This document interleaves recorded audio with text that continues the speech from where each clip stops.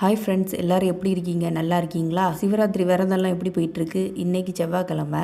கன்னியாகுமரியில் நாளைக்கு சிவாலய ஓட்டம் நடக்கும். மொத்தம் 12 கோயில்.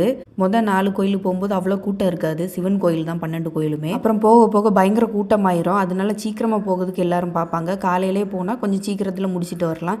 சிலவங்க விரதம் இருந்து நடைப்பயணமாகவே போயிட்டு வருவாங்க 12 கோயிலுக்குமே.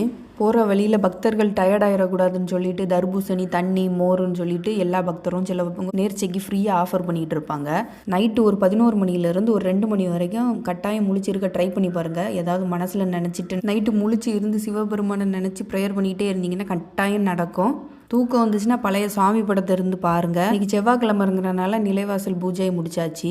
சிவராத்திரிக்கு சிவன் கோயிலுக்கு போகிறதுக்கு முன்னாடி உங்கள் குடும்ப கோயிலில் ஒரு 100 ரூபாய்க்கு உங்களால் முடிஞ்ச பூவை வாங்கி வச்சுட்டு அதுக்கப்புறம் கோயிலுக்கு போங்க. உங்கள் குலதெய்வத்தோட அருள் உங்களுக்கு முழுமையாக கிடைக்கும். அவரும் ரெக்கமெண்ட் பண்ணுவார், எப்பா சிவனே அவளும் கேட்குறாலே செஞ்சு கொடுன்னு.